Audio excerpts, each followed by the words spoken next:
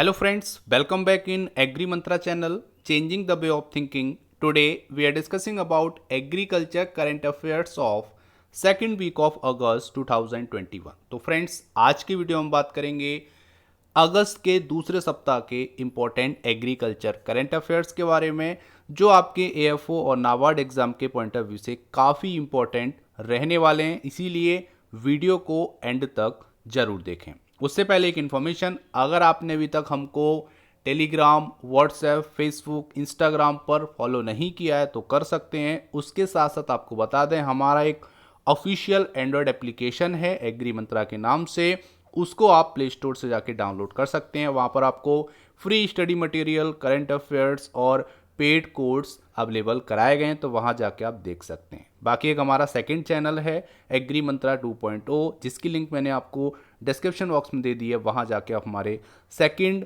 Agriculture के channel से जुड़ सकते हैं, जहाँ पर आपको agriculture jobs plus study material मिलता रहेगा। स्टार्ट करते हैं आज का मोस्ट इंपॉर्टेंट सेशन को एंड तक देखें। अगर आपको वीडियो पसंद आए तो वीडियो को लाइक भी करें और शेयर करें। सबसे पहले बात करेंगे तो fourth advance estimate of food grain crop has release. तो यहाँ पर चौथा एडवांस एस्टीमेट रिलीज कर दिया गया है, जो कि फूड ग्रेन क्रॉप के एस्टिमेशन के बारे में है, कितना प्रोडक्शन हुआ है। तो यहाँ पर आपको बता दें, अभी तक 3 एडवांस एस्टिमेशन आ चुके हैं, अभी ये फोर्थ है, ये फाइनली माना जाता है। उसके बाद आपका नेक्स्ट ईयर का जो प्रोडक्शन होगा वो आएगा। तो यहाँ पर अब हम बात करें तो 2020-21 का जो फाइनल प्रोडक्शन है according to fourth advance estimate वो कितना है। तो यहाँ पर आपको बता दें, ये जो डेटा है वो रिलीज किया गया है department of agriculture and farmer welfare के द्वारा। ये डेटा है 2020-21 के मेजर एग्रीकल्चर क्रॉप प्रोडक्शन का। यहाँ पर बात करेंगे तो इस बार रिकॉर्ड प्रोडक्शन हुआ है 308.65 million ton food grain produce हुआ है अभी तक 2020-21 के फोर्थ एडवांस एस्टिमेशन के अकॉर्डिंग। यहाँ पर अगर हम बात करेंगे तो ये कंट्री का जो फोर्थ एडवांस एस्टीमेट है 2020-21 का, वो यहाँ पर 11.14 मिलियन टन ज़्यादा है। अगर हम 2019-20 मतलब पिछले ईयर से कंपेयर करें तो इस बार 11.14 मिलियन टन प्रोडक्शन ज़्यादा हुआ है फूड ग्रेन क्रॉप का। ये भी आपको याद रखना है। यहाँ से क्वेश्चन अभी क्या क्या बनेंगे वो भी हम डिस्कस करेंगे। यहाँ पर अगर हम बात करेंगे तो जो प्रोडक्शन है 2020-21 का वो हायर है 29.77 मिलियन टन। अगर हम 2015-16 से 2019-20 का एवरेज प्रोडक्शन निकालेंगे तो उससे कितना ज़्यादा है, 29.77 मिलियन टन प्रोडक्शन ज़्यादा है। लेकिन अगर हम पिछले ईयर से कंपेयर करेंगे तो 11.14 मिलियन टन प्रोडक्शन ज़्यादा हुआ है इस बार। तो कहने का मतलब है कि एग्रीकल्चर में जो प्रोडक्शन है वो काफ़ी अच्छा हुआ है, और इसका कारण है कि अच्छा मानसून रहा है, सारी चीज़ें ठीक चली हैं, जिसके कारण यहाँ पर जो प्रोडक्शन है वो यहाँ पर अच्छा देखने को मिला है। अब यहाँ पर बात कर लेते हैं, काफ़ी इंपॉर्टेंट है कि क्वेश्चन क्या क्या बनेंगे वो भी जान लेते हैं। तो पहला क्वेश्चन तो ये बनेगा कि according to fourth advance estimate कितना प्रोडक्शन इंडिया का हुआ है 2020-21 में, तो 308.65 मिलियन टन। नेक्स्ट क्वेश्चन बनेगा कि ये जो डेटा है वो कौन रिलीज करता है, तो ये आपके department of agriculture and farmer welfare release करता है। और एक क्वेश्चन बन जाएगा कि 2019-20 में कितना प्रोडक्शन हुआ था, तो जो फाइनल प्रोडक्शन था वो था आपका 11.14 प्रोडक्शन कम इस बार के प्रोडक्शन से। ये आपको याद रखना है। अभी और क्वेश्चन बनेंगे वो भी जान लेते हैं। अब यहाँ पर क्रॉप के अकॉर्डिंग अगर हम बात करेंगे तो टोटल फूड ग्रेन मैंने आपको बताया जो कि रिकॉर्ड प्रोडक्शन हुआ है 308.65 मिलियन टन, जिसमें राइस का जो प्रोडक्शन हुआ है वो हुआ है 122.27। मतलब कहने का है कि 122.27 मिलियन टन रिकॉर्ड प्रोडक्शन हुआ है राइस का। धान की बात करेंगे, उसके बाद वीट का भी यहाँ पे रिकॉर्ड प्रोडक्शन देखने को मिला है 109.52 मिलियन टन। न्यूट्री और कोर्स सीरियल की बात करेंगे तो 51.5 मिलियन टन। देन मेज की बात करेंगे, इस बार रिकॉर्ड प्रोडक्शन हुआ है 31.51 मिलियन टन। उसके बाद पल्सेस की बात कर लेते हैं तो ये भी रिकॉर्ड प्रोडक्शन इस बार हुआ है 25.72 मिलियन टन। अब जल्दी से आपको कमेंट करना है कि भारत में सबसे ज़्यादा दाल उत्पादन किस स्टेट में होता है, जल्दी से कमेंट कीजिए आंसर।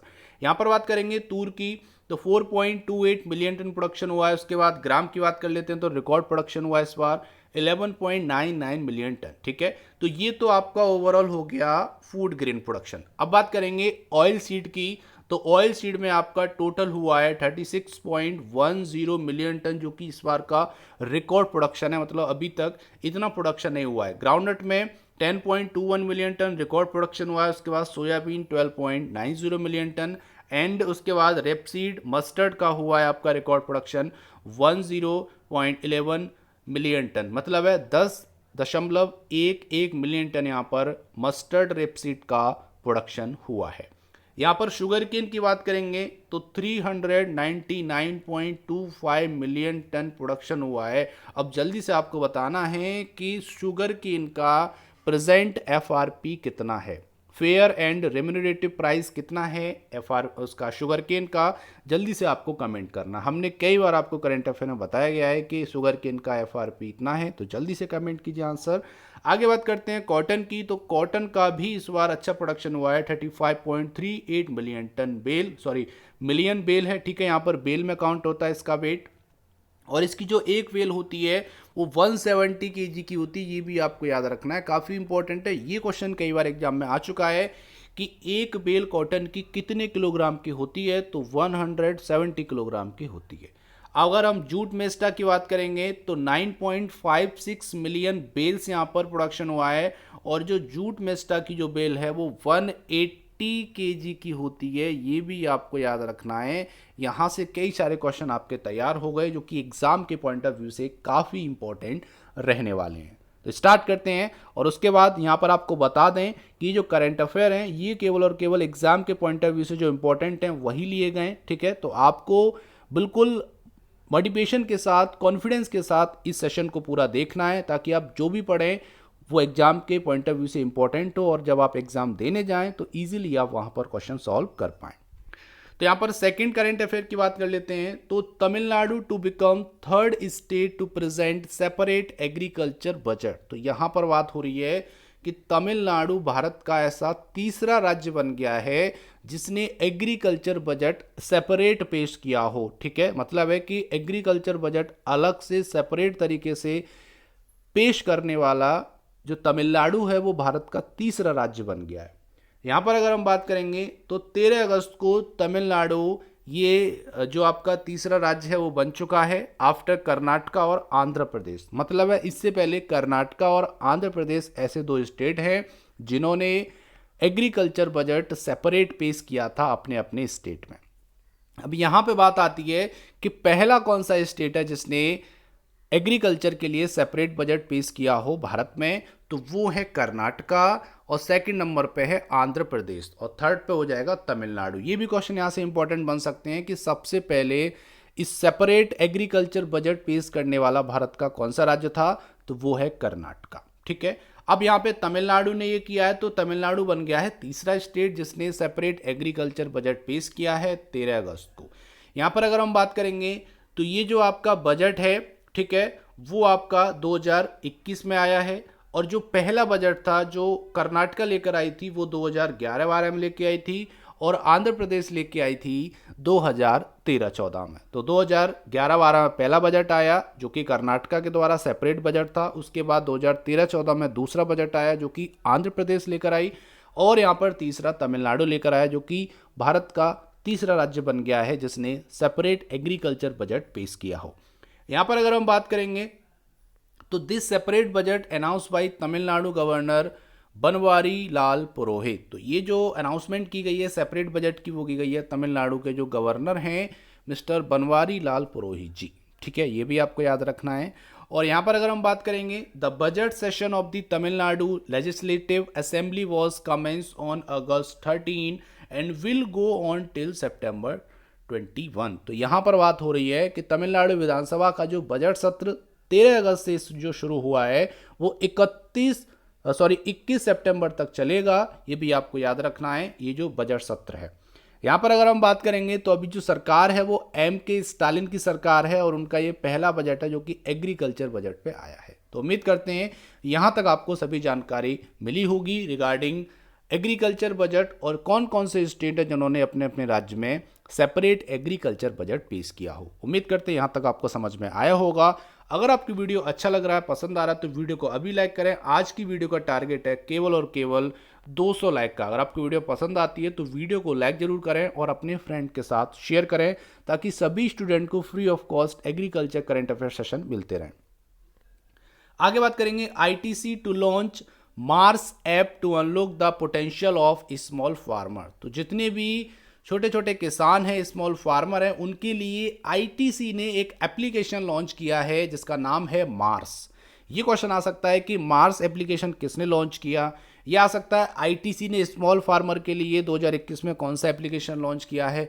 तो इस तरीके के कई क्वेश्चन बन सकते हैं जो कि हम अभी कवर करने वाले हैं। तो यहाँ पे बात करेंगे तो 11 अगस्त को आईटीसी ने यहाँ पर स्टेटमेंट दिया है कि वो बहुत जल्दी लॉन्च करने वाली एक सुपर एंड्रॉयड एप्लीकेशन जिसका नाम है आईटीसी मार्स।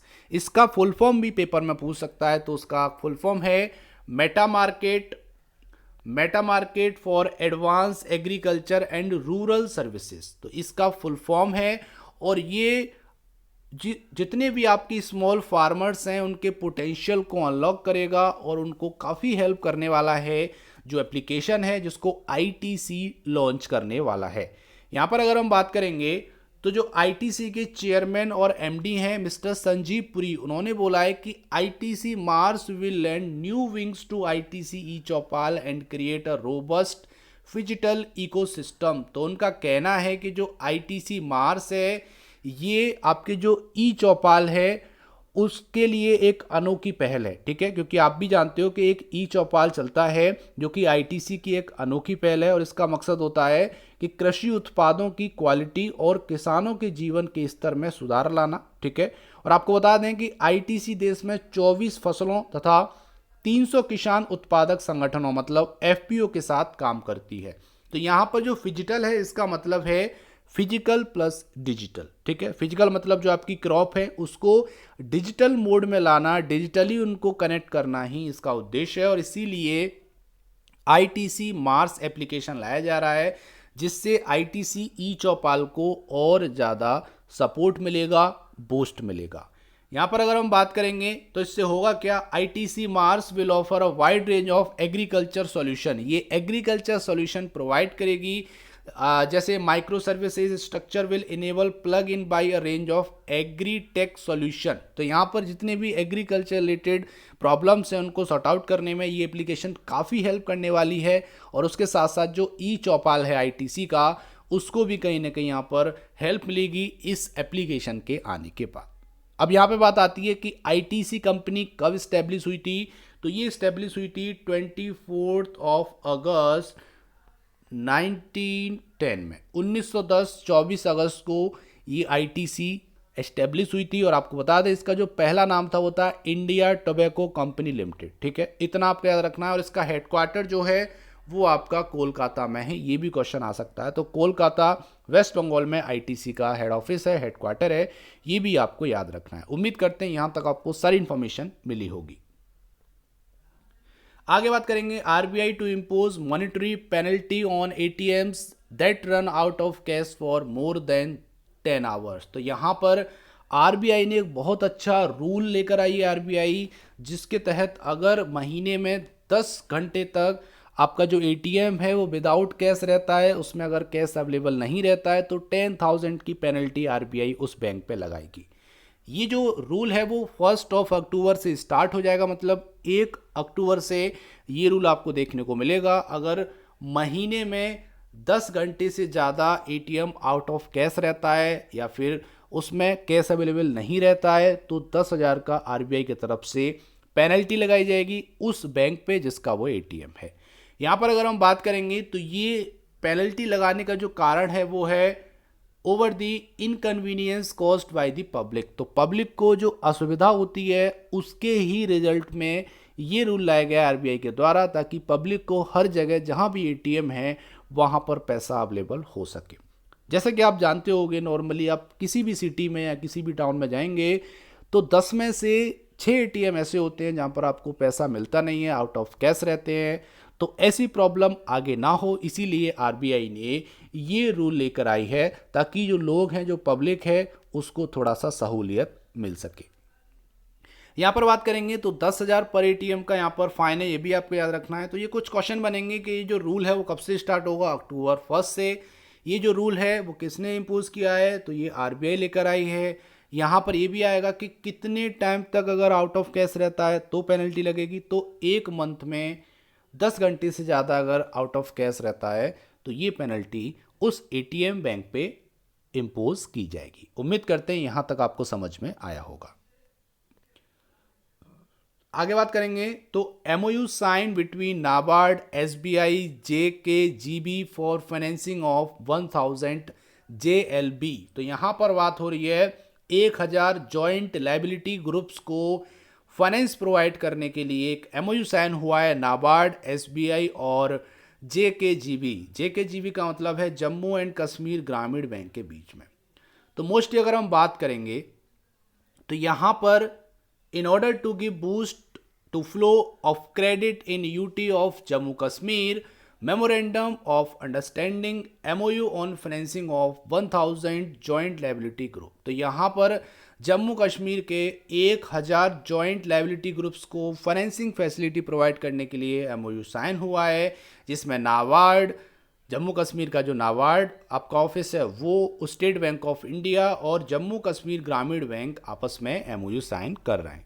यहाँ पर अगर हम बात करेंगे तो आप भी जानते हो कि कोविड-19 पेंडेमिक में किसानों की जो हालत है वो कितनी ख़राब हो चुकी है। तो उनको फाइनेंस प्रोवाइड करने के लिए, क्रेडिट देने के लिए ही उसमें सहूलियत हो, इसीलिए ये MOU साइन किया गया है ताकि जो क्रेडिट रिक्वायरमेंट है उनको फुलफिल किया जा सके। यहाँ पर अगर हम बात करेंगे तो इससे लगभग 5000 हाउस होल्ड को हेल्प मिलेगी, ये भी आपको याद रखना है। और आपको बता दें JLG होता क्या है, तो JLG का फुल फॉर्म है जॉइंट लाइबिलिटी ग्रुप।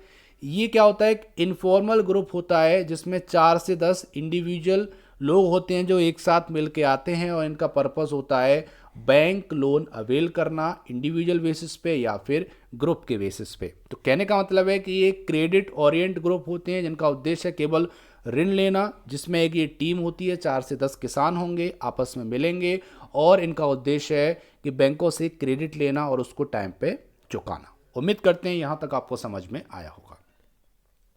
आगे बात करेंगे तो नाबार्ड ने इस बार सैंक्शन किए हैं गोवा गवर्नमेंट को 217.72 करोड़ रुपीस। तो यहाँ पर ये दिया जा रहा है अंडर RIDF, एक रूरल इंफ्रास्ट्रक्चर डेवलपमेंट फंड होता है जिसके तहत जो नाबार्ड है वो अलग अलग स्टेट को हेल्प पहुँचाती है, खासकर जब वहाँ पर कोई प्रॉब्लम जनरेट होती है, जैसे अगर कोई तूफान आ जाता है, कोई चक्रवात आ जाता है, बाढ़ आ जाती है, तो इस तरीके की प्रॉब्लम के बाद दोबारा से रिकंस्ट्रक्शन हो, वहाँ पर रूरल डेवलपमेंट हो, इसके लिए ये पैसा सैंक्शन किया जाता है। तो इस बार किया है गोवा गवर्नमेंट के लिए 217.72 करोड़ रुपए का। और यहाँ पर ये भी आपको याद रखना है किसके अंडर किया जाता है, तो ये किया जाता है RIDF, rural infrastructure development fund के अंडर में ये असिस्टेंस प्रोवाइड की जाती है नाबार्ड के द्वारा। तो 10 अगस्त को ये यहाँ पर स्टेटमेंट आया है और इसका उद्देश्य क्या है कि giving low cost funding support. तो यहाँ पर इंटरेस्ट काफ़ी कम होता है, इस पे इंटरेस्ट जो सरकार को देना है, चुकाना है, वो काफ़ी कम है।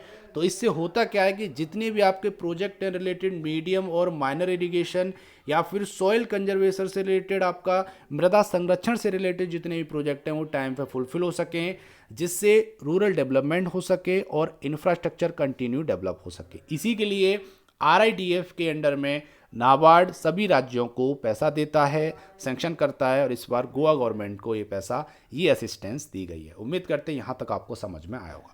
अब जल्दी से आपको कमेंट करना है कि नाबार्ड बैंक की स्टेब्लिशमेंट कब हुई थी, किस ईयर में और किस डेट को हुई थी। जल्दी से आपको कमेंट करना है, कई वीडियोज़ में आपको बताया जा चुका है, तो उम्मीद करते हैं आपको याद हो गया होगा। आगे बात करेंगे India to launch ₹11,000 crore edible oil mission PM। तो यहाँ पर प्रधानमंत्री नरेंद्र मोदी जी ने एक बहुत बड़ा मिशन लॉन्च किया है जिसका नाम है एडिबल ऑयल मिशन, या इसको बोल सकते हैं national edible oil mission oil palm. ठीक है, इसका अगर हम शॉर्ट फॉर्म की बात करेंगे तो ये हो जाएगा आपका NEOM-OP।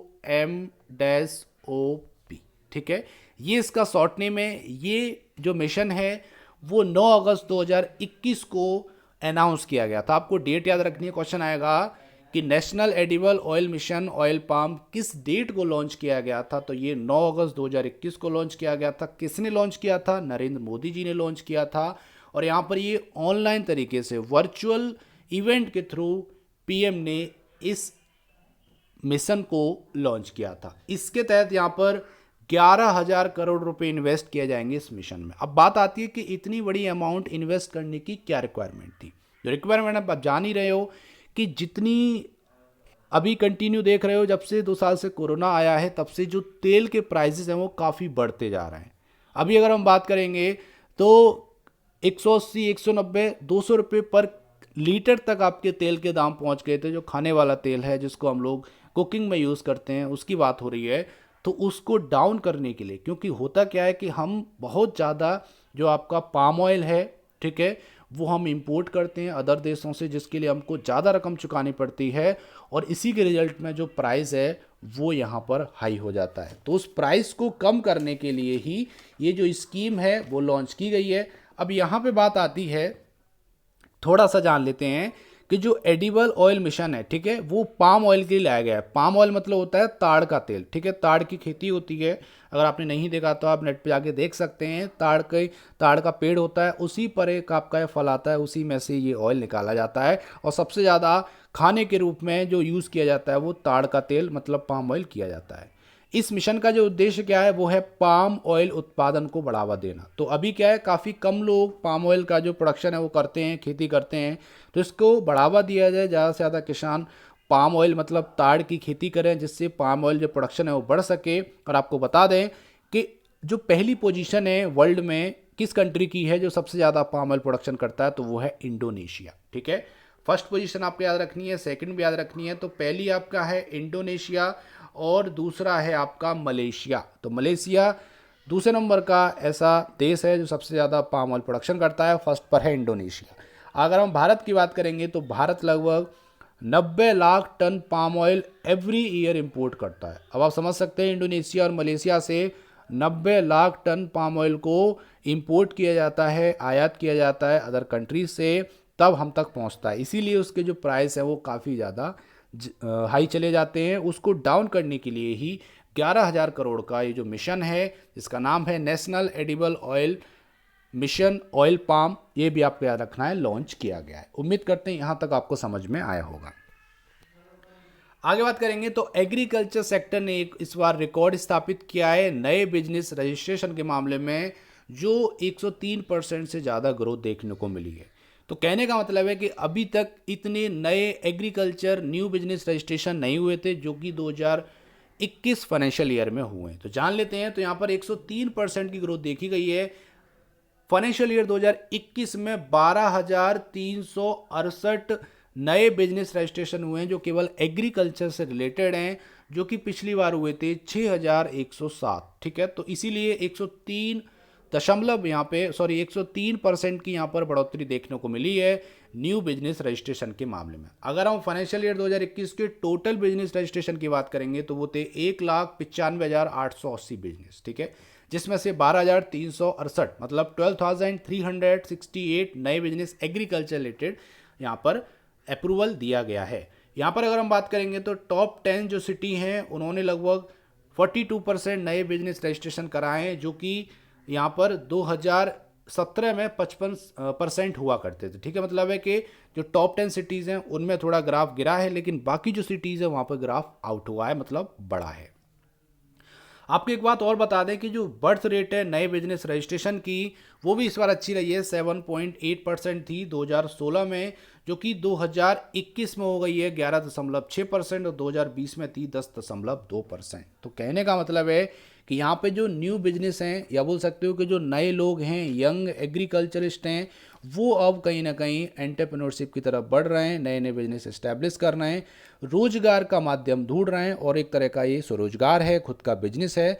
तो इसके लिए ज़्यादा से ज़्यादा इस बार रजिस्ट्रेशन किए गए। तो कहने का मतलब है कि बोल सकते हो आत्मनिर्भर भारत की तरफ अपना किसान बढ़ रहा है, लोग रजिस्ट्रेशन करा रहे हैं, नए नए बिजनेस में एनरोल हो रहे हैं, चाहे वो आपका मुर्गी पालन हो, मधुमक्खी पालन हो, या लाइव स्टॉक हो, या उसके बाद आपका मशरूम कल्टीवेशन हो, या फिर आपका ऑर्गेनिक फार्मिंग हो, ऑर्गेनिक मैन्योर मेकिंग हो, अर्थवॉर्म मेकिंग हो। मतलब कहने का तात्पर्य है कि एग्रीकल्चर बिजनेस में लोगों का जो रुझान है वो काफ़ी बड़ा है। आगे बात कर लेते हैं। तो PM Modi launched Ujjwala 2.0 from Mahoba Uttar Pradesh. तो आपको पता होगा कि एक पीएम उज्ज्वला योजना आई थी जो कि 2016 में लॉन्च की गई थी। अब उसका दूसरा संस्करण मतलब 2.0 लॉन्च किया गया है 2021 में उत्तर प्रदेश के महोबा में। यहाँ पे बात करेंगे तो ये जो लॉन्चिंग है वो नरेंद्र मोदी जी ने की है। प्रधानमंत्री उज्ज्वला योजना PMUY, ठीक है, इसको PMUY शॉर्ट में बोलते हैं। ये क्वेश्चन आ सकता है। यहाँ पर LPG कनेक्शन बांटा गया इस उपलक्ष्य के दौरान। और यहाँ पर बात करा दें तो ये बात हुई है आपकी उत्तर प्रदेश के महोबा में। जो लॉन्चिंग हुई है वो महोबा में हुई है वीडियो कॉन्फ्रेंसिंग के जरिए 10 अगस्त 2021 को। तो डेट आपको याद रखनी है। ये क्वेश्चन आ सकता है कि उज्ज्वला 2.0 योजना किस दिन लॉन्च की गई, तो 10 अगस्त आपका आंसर हो जाएगा। किसने की?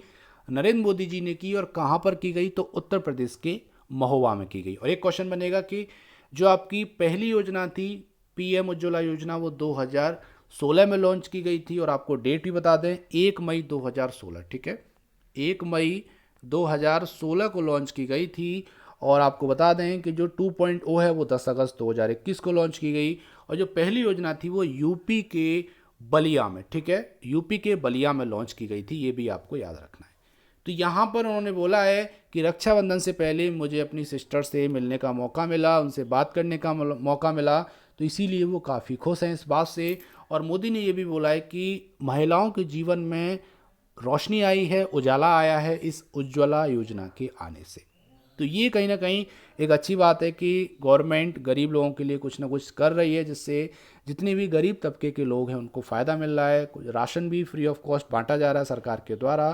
तो जितने भी गरीब लोग हैं उनके लिए रियल में ये अच्छी न्यूज़ है। तो उम्मीद करते हैं यहाँ तक आपको समझ में आया होगा। अगर आपको वीडियो पसंद आ रहा है, हेल्पफुल लग रहा है, तो वीडियो को जल्दी से जल्दी ज़्यादा से ज़्यादा शेयर करें और वीडियो को लाइक भी करते चलें। अब बात करते हैं provision of loan to dairy and animal husbandry sector. तो डेयरी और एनिमल हस्बेंड्री सेक्टर में लोन का प्रोविज़न क्या है, किस किस फंड के तहत आपको लोन मिलता है और कितना % इंटरेस्ट सबमिशन भी आपको मिलता है। तो दो तरीके के यहाँ पर लोन है, फंड है जहाँ से आप लोन ले सकते हो। एक आपका है animal husbandry infrastructure development fund, जिसको AHIDF के नाम से जाना जाता है। और एक है आपका dairy processing and infrastructure development fund, जिसको DIDF के नाम से जाना जाता है। अगर हम animal husbandry infrastructure development fund की बात करेंगे, मतलब AHIDF की बात करेंगे, तो गवर्नमेंट यहाँ पे 3% का इंटरेस्ट सबमिशन प्रोवाइड करती है FPOs को, प्राइवेट कंपनीज को, इंडिविजुअल एंटरप्रेन्योर्स को या सेक्शन 8 कंपनीज को, क्या माइक्रो स्मॉल और मीडियम एंटरप्राइजेस को 3% का इंटरेस्ट सबमिशन मिलता है। अगर हम अंडर DIDF मतलब dairy processing and infrastructure development fund की बात करेंगे, तो इसके तहत यहाँ पे लोन में जो असिस्टेंस मिलता है वो मिलता है 2.5% का इंटरेस्ट सबमिशन पर एनम। ये जो लोन है वो कौन कौन ले सकता है? तो जितने भी आपके कोऑपरेटिव मिल्क यूनियन है, स्टेट कोऑपरेटिव मिल्क फेडरेशन है, मल्टी स्टेट मिल्क कोऑपरेटिव है, सभी इस लोन का फ़ायदा उठा सकते हैं। और इंटरेस्ट सबमिशन जो मिल रहा है 2.5 का, इसका भी फ़ायदा प्रॉफिट वो ले सकते हैं। आगे बात करेंगे तो गवर्नमेंट ने यहाँ पर एक प्रोविज़न किया है कि वो इंडिया के जितने भी रूरल डिस्ट्रिक्ट हैं अक्रॉस द कंट्री, सभी जगह पे KVK ओपन करेगी। तो ये बहुत अच्छी बात है कि जितनी भी आपके रूरल डिस्ट्रिक्ट्स हैं वहाँ पर हर डिस्ट्रिक्ट में KVK ओपन किया जाएगा। यहाँ पर कहने का मतलब है गवर्नमेंट ने यहाँ पर प्रोविज़न लेकर आई है कि बहुत जल्दी KVK उन सभी डिस्ट्रिक्ट में होंगे जो कि रूरल एरियाज़ में आते हैं। यहाँ पर बात करेंगे तो अभी तक टोटल 725 KVK इस्टेब्लिश किए जा चुके हैं across the country till date. मतलब है अगस्त 2021 तक 725 KVK हैं जो अभी ऑपरेशन में हैं और फार्मर्स की हेल्प कर रहे हैं, रिसर्च कर रहे हैं, सपोर्ट कर रहे हैं। आपको एक बात और बता दें यहाँ पे कि जो KVK है उससे एग्रीकल्चर सेक्टर को काफ़ी हेल्प मिलती है, चाहे वो आपका सॉइल टेस्टिंग हो, माइक्रो इरिगेशन सिस्टम हो, फार्मिंग सिस्टम हो, मशीनरी इक्विपमेंट्स हों। तो ये सारे जितनी भी प्रॉब्लम्स हैं जो एग्रीकल्चर में आती हैं, किसान की लाइफ में देखने को मिलती हैं, उन सभी का जो सॉल्यूशन है वो KVK टाइम टू टाइम कर रहे हैं। और सरकार का उद्देश्य है कि हर जगह पे, हर डिस्ट्रिक्ट में KVK सेटअप किया जा सके, क्योंकि आप भी समझ रहे हैं कि ज़्यादा अगर हम बात करेंगे एग्रीकल्चर को अगर और ऊपर लेकर जाना है तो लोगों को अवेयर करना बहुत ज़रूरी है, लोगों को ट्रेनिंग देना बहुत ज़रूरी है। इसके लिए जितने ज़्यादा केवीके इस्टेब्लिश किए जाएंगे उतना ही ज़्यादा हेल्प होगी।